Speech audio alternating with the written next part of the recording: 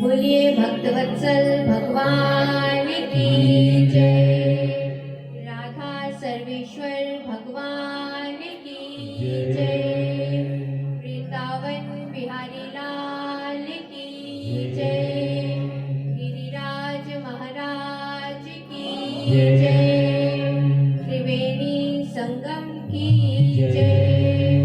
भागवत भगवान की जय। पूज्य सद्गुरुदेव भगवान की जय। जय जय श्री राधे श्याम। कल हम लोग कपिल देव जी के पावन चरित्र का श्रवण कर रहे थे।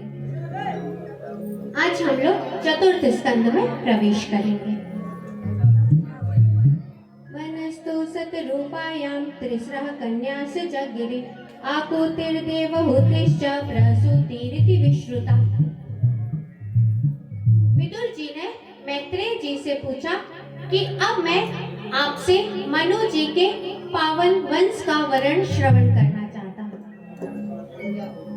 मैत्रेय जी ने कहा, मनु जी ने अपनी पत्नी सतरूपा के गर्भ से 2 पुत्र और 3 पुत्रियों को उत्पन्न किया। 2 पुत्र थे उत्तानपाद और प्रियव्रत और 3 पुत्रियां थी आकुति, देवहूति और प्रसूति,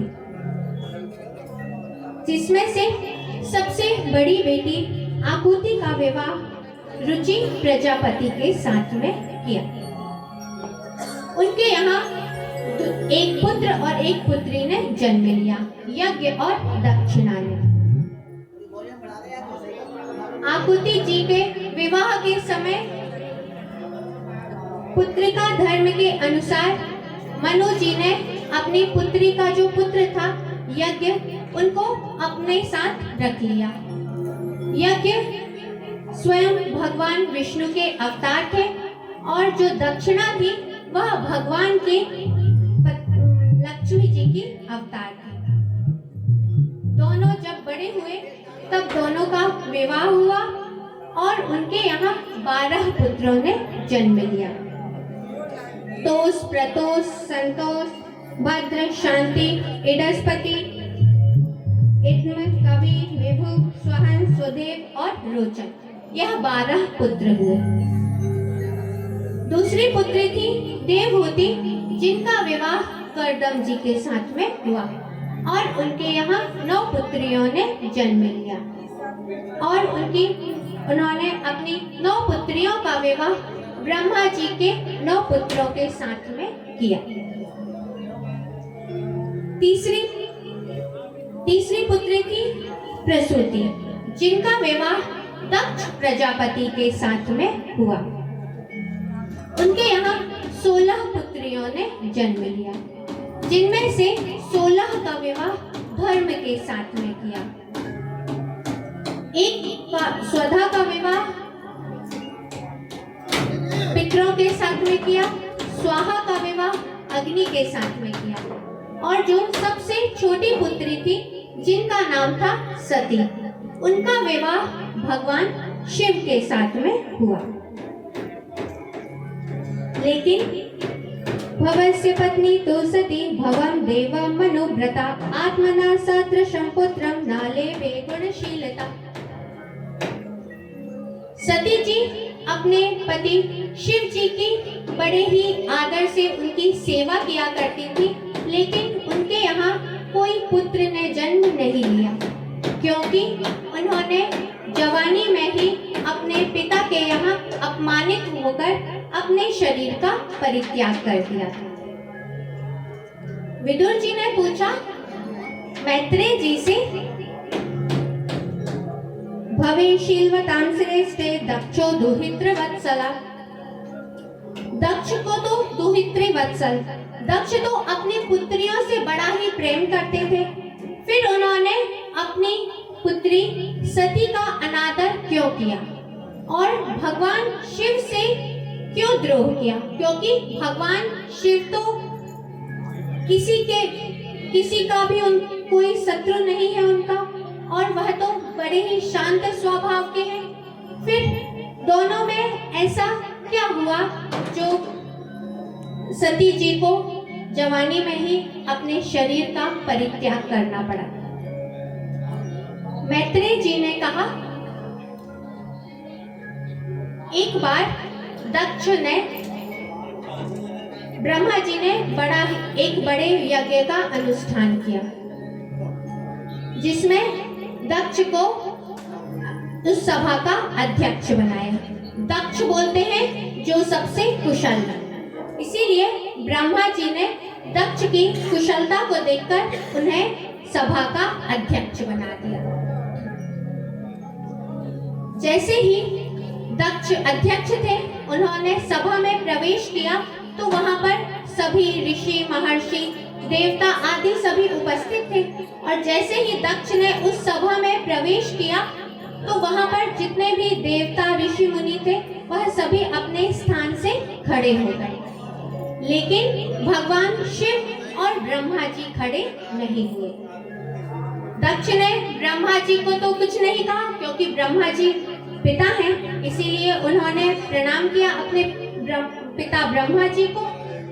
लेकिन उन्होंने देखा कि यह शिव ने मैं सभा में उपस्थित हुआ, लेकिन इन्होंने उठकर मेरा सम्मान नहीं किया, मेरा आदर नहीं किया, इसीलिए दक्ष को क्रोध आ गया और दक्ष ने सभा में कहा कि सभी सदस्य, जितने भी सदस्य हैं, सभी मेरी बात सुने।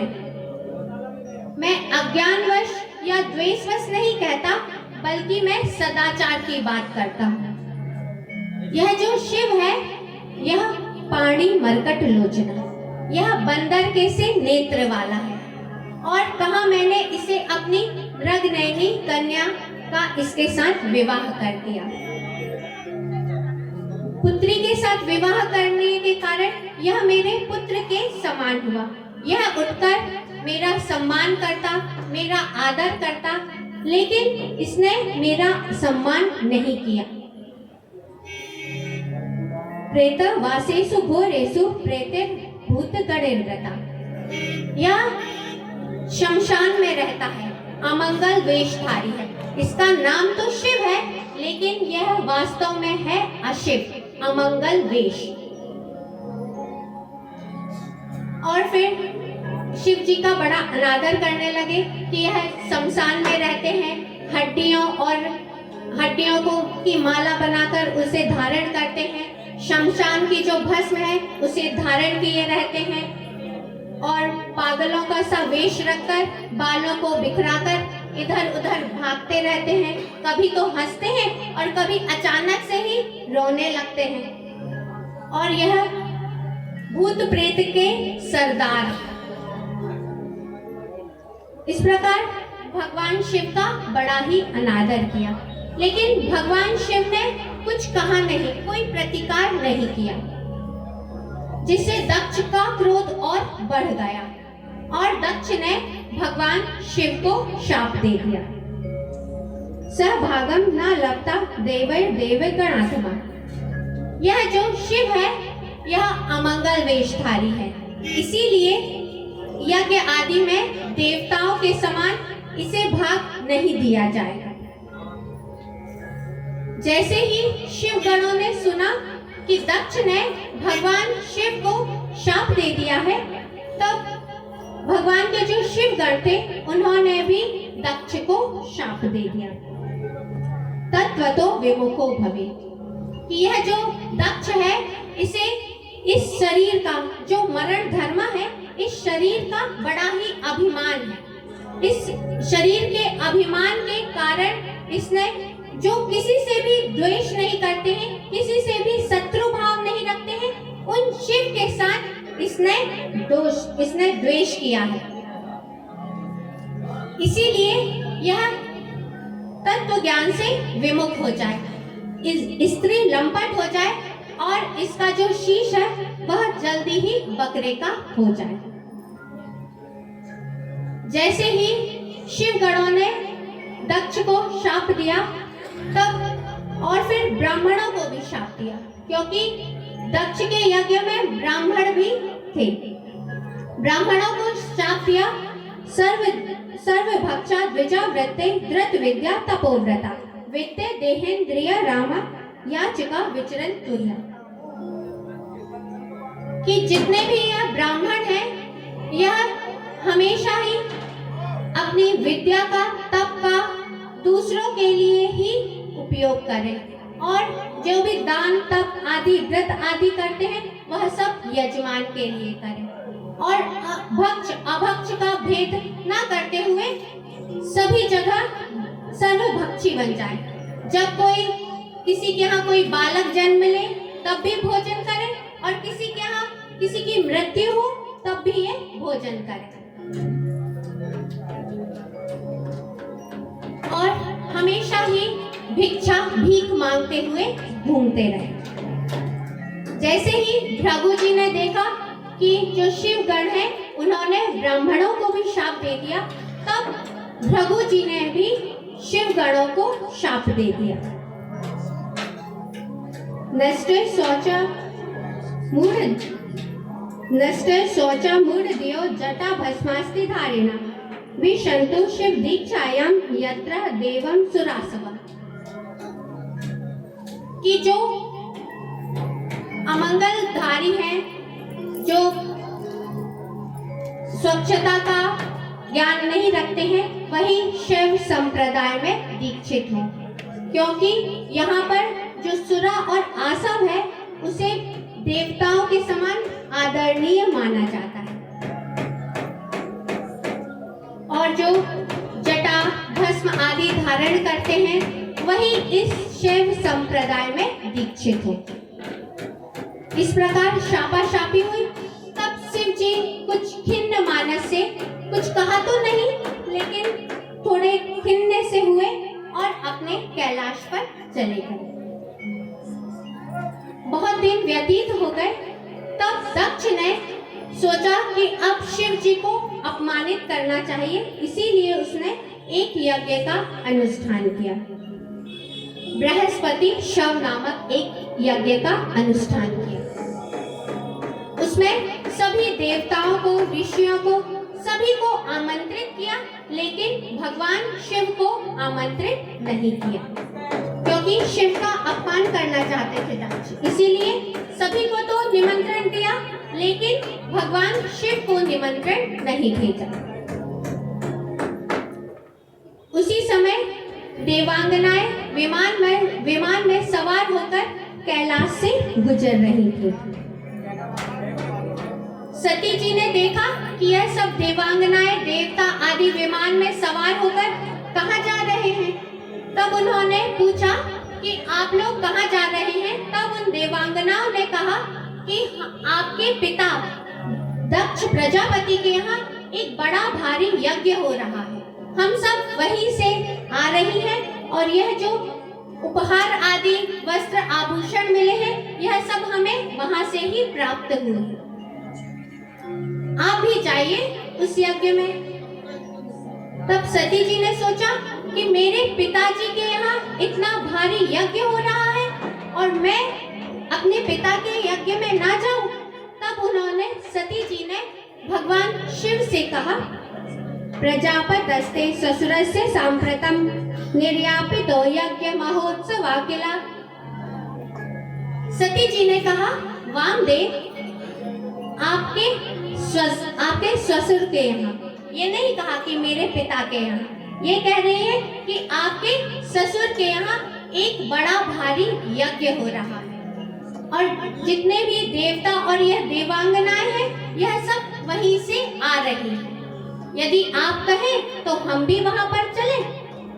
वहां पर मेरे पिता मिलेंगे, माता मिलेंगी, बहनें मिलेंगी, पिताजी कुछ उपहार देंगे।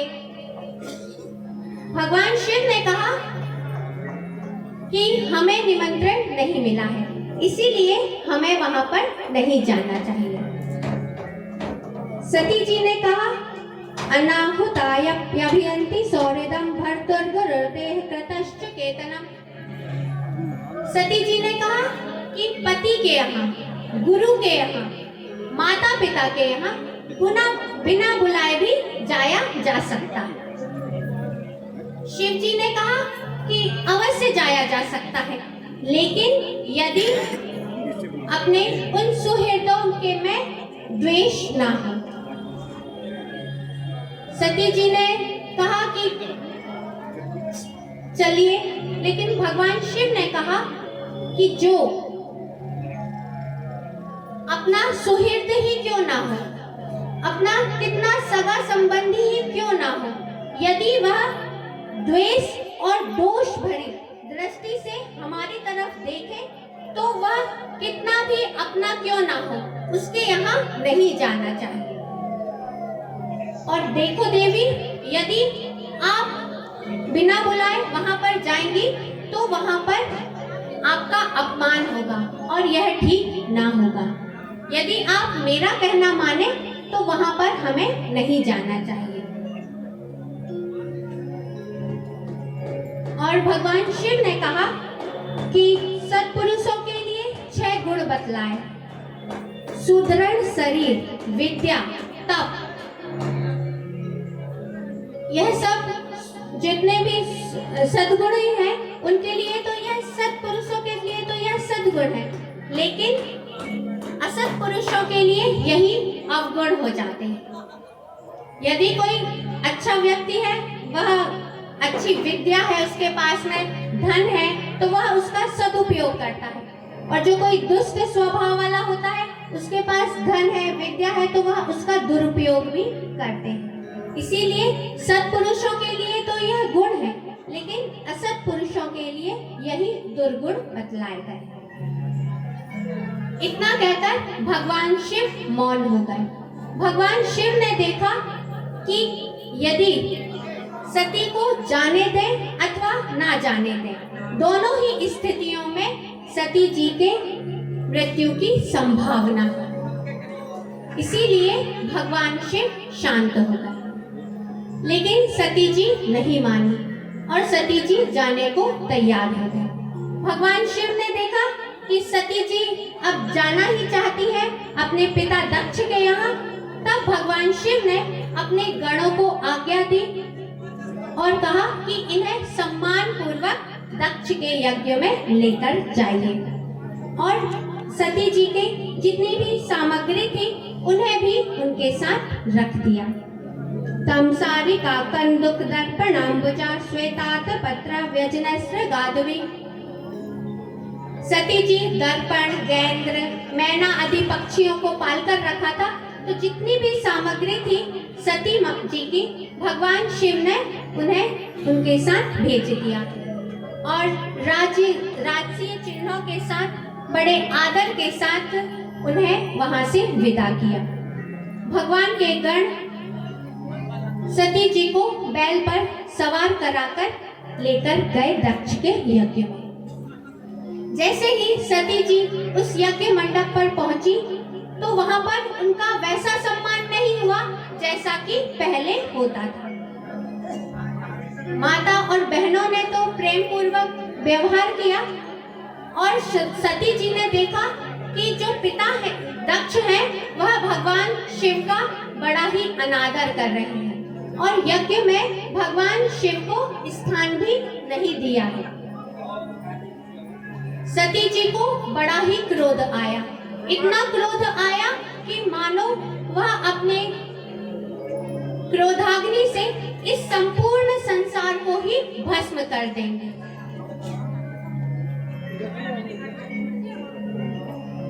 और सती जी ने दक्ष से कहा कि आप भगवान शिव का बड़ा ही अपमान कर रहे हैं।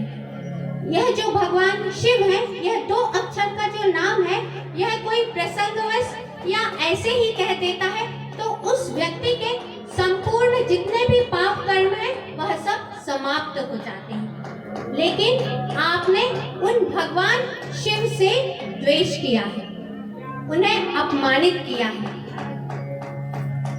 इसीलिए अब आपके द्वारा यह जो शरीर मुझे प्राप्त हुआ है, अब मैं इसे और धारण नहीं कर सकती हूँ, क्योंकि जब कोई अभक्ष्य चीज या कोई निंदित वस्तु खा ली जाए तो वमन करके ही उससे शुद्धि की जाती है। इसीलिए यह जो शरीर मुझे शवतुल्य, यह जो मुझे शरीर प्राप्त हुआ है, यह आपके ही अंश से प्राप्त हुआ है। इसीलिए अब मैं इस शरीर को और धारण नहीं कर सकती हूँ। सती जी ने सोचा, गोत्रम तो दियम भगवान वृषध्वजो दक्षायणीत्या यदा सुदुर्मना। सती जी ने कहा कि यदि मैं इस यज्ञ से वापस जाती हूँ भगवान शिव के पास कैलाश में, तो भगवान शिव मुझसे मजाक करेंगे, कहेंगे आइए दाक्षायणी, दक्ष नंदिनी। इस प्रकार यह जो दक्ष से मेरा संबंध है, इस संबंध को संबोधित करते हुए जब मुझे पुकारेंगे तब मुझे बड़ा ही मुझे दुख होगा। इसीलिए अब मैं इस शरीर से तो भगवान शिव के पास नहीं जा सकती। और वहीं पर सती जी ने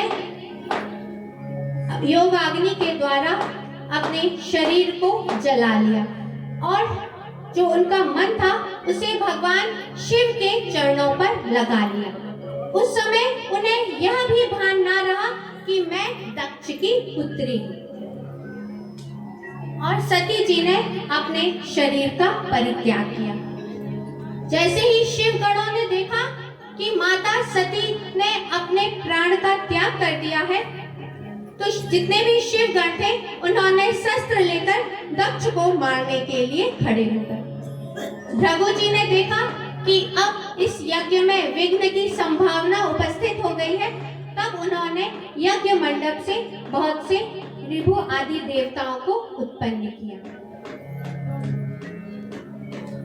उसी समय नारद जी भगवान शिव के कैलाश पर पहुंचे। भगवान शिव सभी ऋषि महर्षियों के बीच में कुछ सत्संग कर रहे थे। नारद जी ने शिव जी को प्रणाम किया और शिव जी को बतलाया, भवो भवान्या निधनम प्रजापते रसत्रताया अवगम्य नारदा। नारद जी ने वहां पहुंचे और उन्हें बतलाया कि माता सती अपने पिता दक्ष के यहाँ गई थी और उस यज्ञ में उन्हें बड़ा ही अपमानित किया गया और उन्होंने अपने शरीर का परित्याग कर दिया। जैसे ही भगवान शिव ने सुना कि सती जी ने अपने प्राणों का त्याग कर दिया है, तब भगवान शिव बड़े ही क्रोधित हो गए और उन्होंने अपनी एक जटा उखाड़ी और उसे पृथ्वी पर पटका।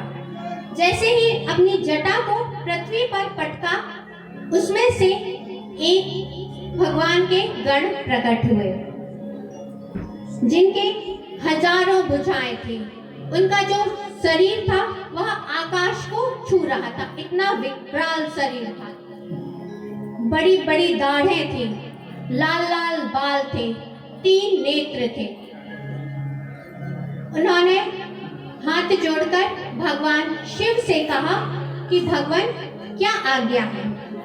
तब भगवान शिव ने कहा कि वीर रुद्र, तुम मेरे अंश से उत्पन्न हुए, इसीलिए तुम जाओ और दक्ष के यज्ञ को विध्वंस कर दो।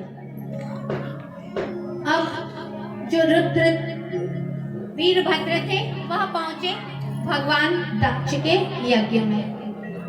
दक्ष के यज्ञ में जितने भी देवता, ऋषि, महाराज सभी लोग थे, उन्होंने देखा कि अचानक से इतनी धूल कैसे उड़ रही है।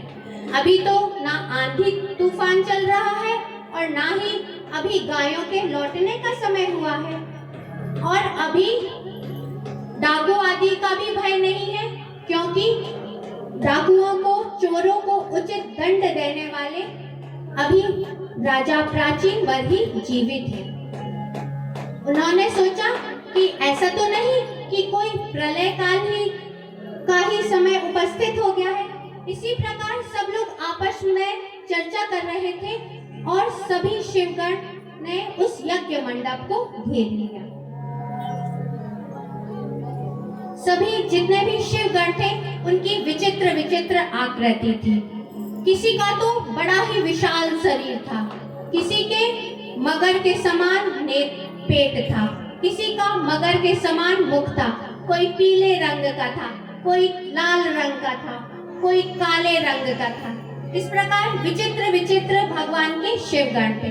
उन्होंने यज्ञ मंडप को चारों ओर से घेर लिया और यज्ञ को विध्वंस करने लगे। कोई यज्ञ मंडप को तोड़ने लगा, किसी ने यज्ञ के जो पात्र थे उन्हें तोड़ने लगा, और किसी ने तो यज्ञ मंडप में लघु शंका ही कर दी। भगवान शिव के गण जो ठहरे, फिर सभी ने वहां पर दक्ष के चार मुख्य सदस्य थे जो यज्ञ में सम्मिलित थे। भृगुं पवन्त मणिमान वीरभद्रा प्रजापतिं चंडीशा पूषणं देवं भगं नंदीश्वरो ग्रहीत।